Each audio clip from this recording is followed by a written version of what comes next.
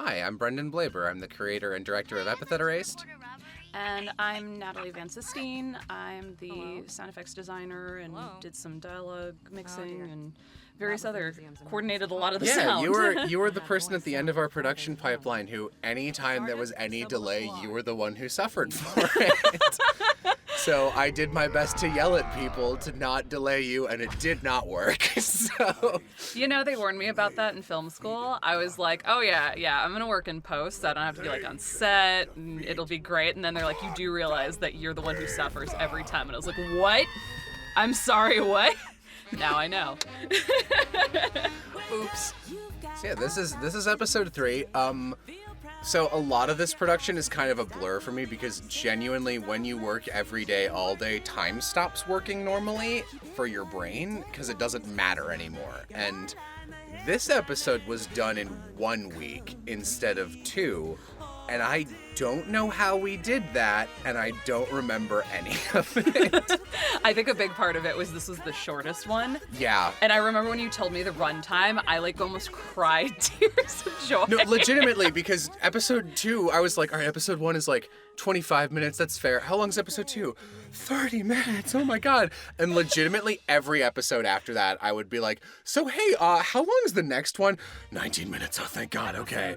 And then, like, that kept happening, and I think 6 is the other one that was, like, a tight crunch, and it was like, how long is 6? And it was, like, 21 minutes. I was like, thank you. Yeah. Well, no, I think that one was a little bit longer, but I mean, it was still, everything was, like, weighed compared to what was the production of episode 2, and we're like, as long as it's not that, we can handle it. Yeah, no, episode 2 was, like, the old people in town will still talk about the horrors of episode 2.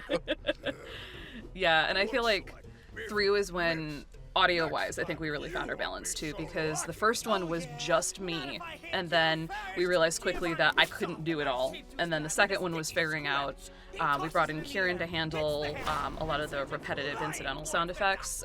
Like there was a set of like 20 sound effects that just get used over and over and over again. Yeah, it's like anytime somebody, like a portrait whips to the right or left or flips around, there's like a whip sound or a whoosh. Yeah, like we've got whooshes, impacts, the slap sound that gets used over again. So I trained Kieran how to put those in, and then at this point we finally kind of figured out what we needed.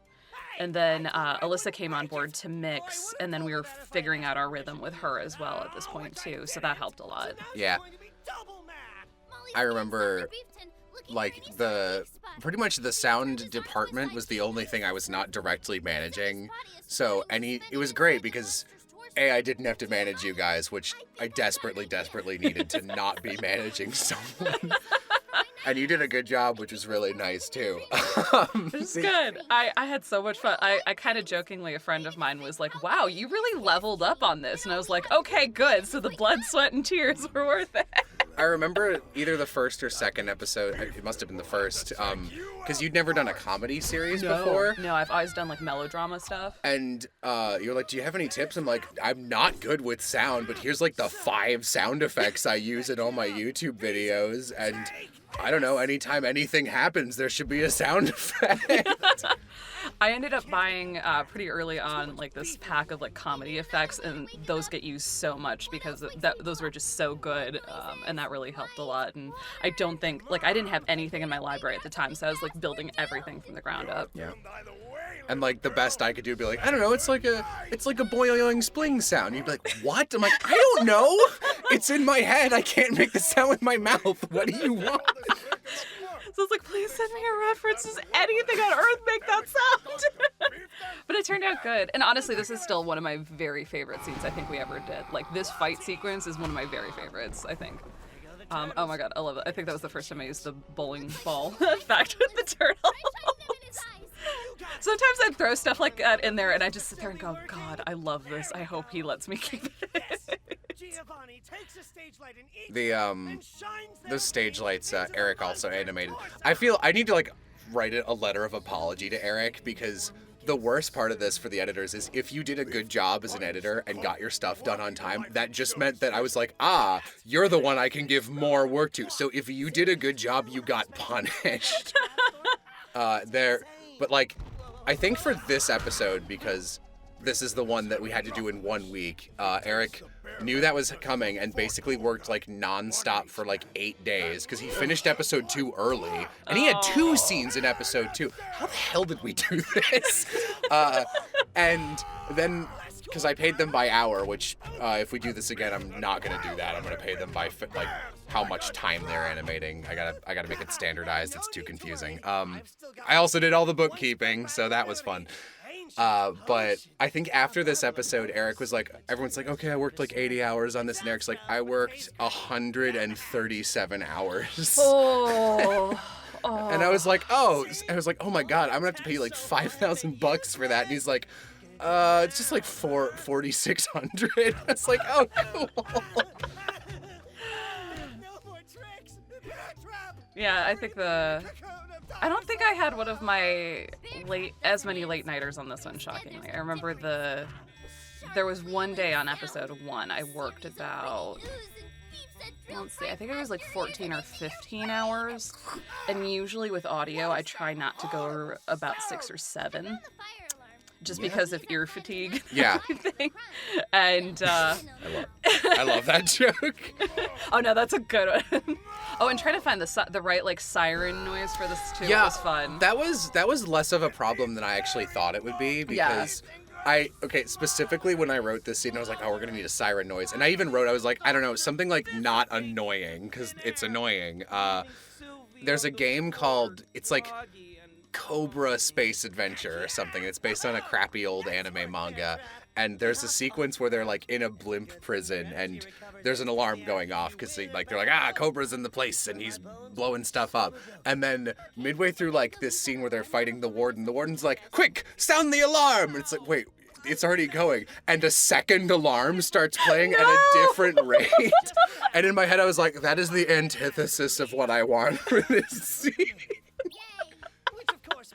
I think we ended up combining a couple to get the right. Yeah, we combined 2, and it sounded not terrible, which is great. That worked out, because there was like that fine balance of, okay, let's not make everyone turn the audio off. Yeah, there were a lot of, I think that was my biggest, like, annoying, like, no, that's not good enough, Natalie. It was, I have misophonia myself, which is why Molly has it, and if there was any, like, if there was ever an ongoing, like, magical aura or ooh sound effect that repeated for too long, I'd be like, no, it's annoying.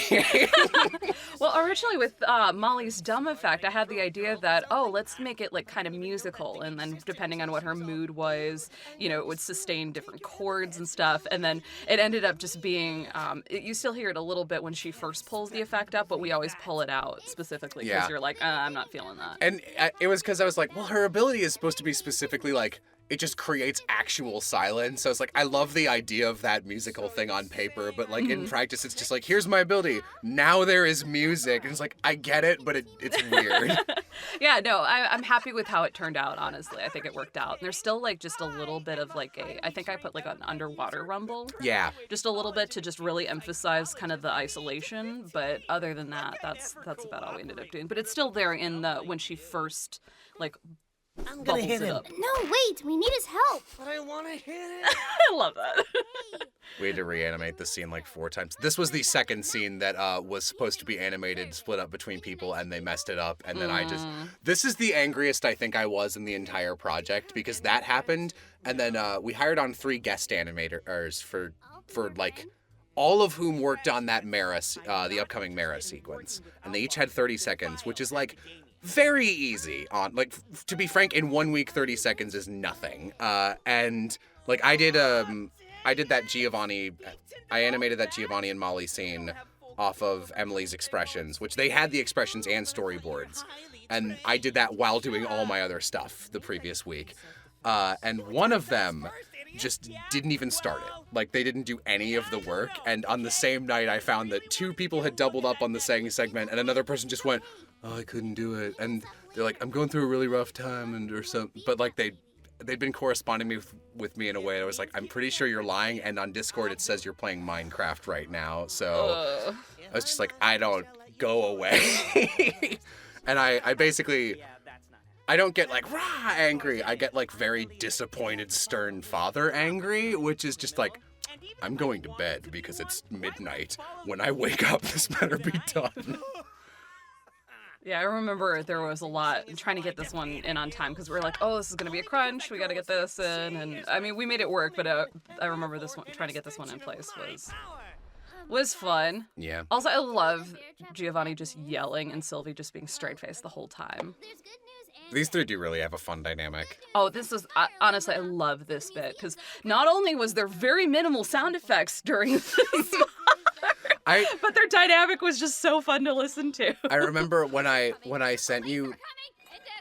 Oh, that's another part I picked up because it was weirdly animated, so I just redid it from scratch. And that was great too because I wanted to that impact when she hits him. I was like, okay, how heavy can this sound without sounding like she's literally knocking his brains out? And I think I was like, no, it needs to sound like stupid and hollow, like a frying pan, because like the sound effect there is the difference between that being like really cruel and horrible and like hilarious. I think the other sound effect that this is more of an episode 6 thing to talk about. The other one I was really like, no, this one's got to be really right, is Giovanni biting into the pine cone at the end of episode 5. Oh god, the pine cones. Yes. Oh, that was... The image of Mara digging into a box and like giving up is really funny. I love that. And this was such an experiment too because I had I have so many like libraries I've bought at this point too. It's always fun to be like, well, I'm going to type in, boxes and then figure out what I get. And so this used considerable amount. Mara in the background. I love it. I love it. I wanted to put these sound effects in there and those got cut because you couldn't really tell what it was supposed to be. But. I'm really happy with that scene in general because I think like this is one of the first scenes where I'm like, okay, how much can I push what we have? Because we have flat images, some props, and flat characters. Yeah. So there's a couple scenes where it's like, let's cheat and see if I can make this look cinematic. And we do it a lot in the Zora fight. Like I'm so proud of how dynamic episode 7 looks. Yeah, the That's Zora the best fight. eye catch, by the way. That's my favorite. I always laugh every time I see that one. Also, too, seeing the amulet reminded me of the prop I used to do the Foley for that was like a piece of old costume jewelry I had. And our last apartment, the air conditioning didn't work, so almost all of my jewelry corroded. Oh. Which is awful. So now I have all this jewelry I really like, and I can't quite bring myself to throw away. So that ended up being like one of my pieces of jewelry. And it had this tassel on it that would make this horrible jangling noises. So it's wrapped up in duct tape to keep it from that part from jangling. So it looks like the weirdest thing, but it makes the right sound. This, specifically the reason that I made this like a walking map sequence between 3 rooms. Originally, this was all supposed to be in the desert room, but I felt really bad because we barely used, like, Laura and Jamie, who do, one of our background artists and the map artist, did all of the background and a map for the art hall, which is like that first scene with Molly's dad. And it never gets used again. I was like, I can cheat it one more time. Well, I like it too because it gives you kind of a scope and Oh, yeah, helps you no, figure it out was where a the good rooms are decision. connected, so that helps. I think this might be the best writing in the entire show, actually, this entire extended segment. I love it. It's really funny. Sounds like the start of a cool, dark backstory. Take me, for example. My parents are ghosts. Dead ghosts. Feel bad now? Embarrassed, maybe. I wish my mom was a ghost. She's just dead. That is in my top 3 lines for the entire series. That's a really good one. I love Sylvie's little business card. Thanks, but I don't think I can afford a therapist. First session's free. My specialty Ironically, the Foley for that is a playing card, which I feel like is just as accurate. It works, yeah. Well, no, I mean, it's just kind of the joke that it's not even an actual It's business just like, card. yeah, here you go. You're in the market for a new yo-yo. I hate you. It's true. I'm also really proud of, is it because you got psyched by those museum guards? Ha! Bam! Nailed it! Good idea. Hey, you. I love the aesthetic in the desert exhibit. So, unimportant lore is that the desert country that Indus comes from has like 2 sects of people in it, and some of them are very traditional, but there's this new big movement that's very Las Vegas energy. And they, in addition to like, being in the desert, they have like a heavy tattooing culture, which you can see on Indus. And they use this very bright dye ink. So I also really like this joke. Oh, fun fact. doing the nobody ever got the epithet reveal animation right ever on the first try except our lead editor Paul, and I think every single time except for Sylvie's I had to just go fix this and he had to fix it from scratch. I don't know why, but that was like the most cursed difficult thing. But yeah, anyway, they have this neon aesthetic that I love that joke too. Fun. So it's got these weird like deep blues and I actually love all the art in this show, obviously, but like the museum especially I think has really cool like deep blue electric lighting. I'm not on their side anymore. If I could convince them to let me pass, then I could buy us some time before she escapes with the amulet. Follow my lead. All right, Sylvester. You need I think to this play segment carefully. might have had the most takes out of any line in the entire show because it had to be so perfect. Oh god. It's such a great joke. Because it's like, this is such a tricky joke because it's literally like 1 minute and 10 seconds for one punchline. But anyone who's ever watched anime immediately clues in, and then it's just like, oh no, oh no. And I'm not about to start now. The game of mental chess has already begun. First, I think one of our artists, Ray, ended up drawing over like 50 different possible expressions and was just like, here you go, pick whichever ones you want. I don't know what you need. Oh no. Also trying to figure out how to put all of the sound effects in there without repeating stuff. Kieran put all of those in there. The little shake. That was the best part. The little shake is what makes that joke. Oh, so unlike the lies thing in the other one, I did purposely put a no exit sign here since in the next episode, Indus is grabbing her Molly and preventing her from leaving. And then there is an exit sign over the door, which she does try to leave from. Yeah, that's right. That's down the hall to the left. Thanks. No problem. God, yeah, like the upward quality increase between episodes 1, 2, and 3 is pretty insane. Yeah, just every episode it was interesting to see the different changes and like, oh, they're doing that now. That's interesting. Yeah. Okay. No! She's not going anywhere with you. It was really fun to put in the music because, What is your like, knife of a bat to the you? acting is good, obviously, and I would get the sound effects. It was such a weird pipeline. I would get the sound effects, and then That doesn't matter. it'd be like, all right, I hope this works, and you throw in the music. It's like, oh, this is amazing now. Yeah. Then I'll do it for you. Not to mention, I've been breaking things on our way over here. I've got 12 hits stored up, so my next one's going to be critical.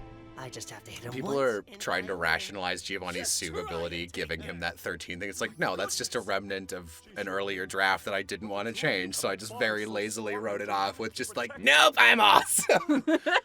It's almost as though you're bodyguarding each other. Indus is really cute. I love Indus so much. Harder way to try to separate a bodyguard from her master. And like his effects were really fun to do because he was so over the top. Like some of the other characters are so subtle. Yeah. So, but Indus, we were always like, let's put something goofy. That's more like it. Indus and Giovanni, I think, are some of my favorites to do sound My for. epithet is barrier. Prepare I know Emily yourself. did a lot of. I would purposefully put her on Giovanni scenes because she liked flipping him around a lot. Butt whooping! I'm the baddest bad guy there ever was. Very well, Mr. Butt Whoop. Our battle begins. And Anthony is just so good with those deliveries.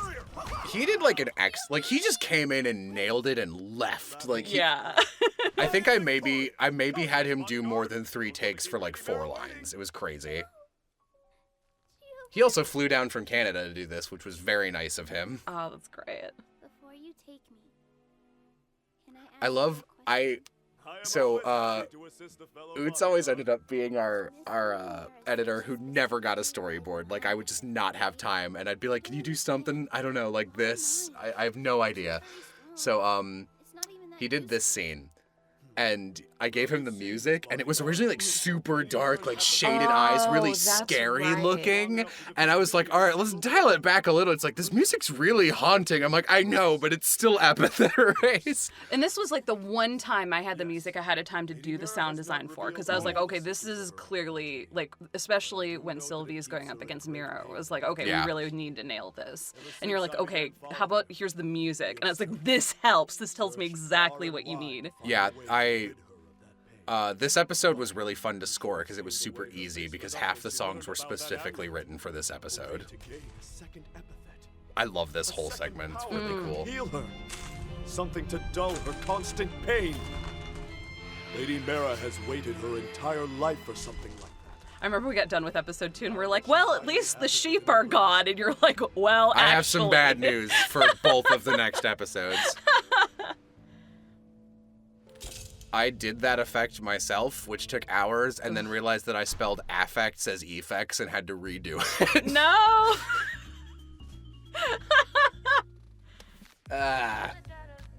Yeah, that episode has the most editors out of anybody. You know, it's fun because I think I did a little of everything except the actual, like, you did the sound effects stuff, which I did not really have a part in, and pretty much I wrote the opening and closing themes, but like other than that, I didn't do any music stuff. And I was like, well, I could put my name everywhere, but that feels really narcissistic. So I just put it once at the start. And then in episode 7, I was like, nah, and I put it in every single time. So in episode 7, you can count Emily and my name. I'm gonna say like 15 times each. Did you beat Tommy Wiseau? Probably not. It was a good ending line.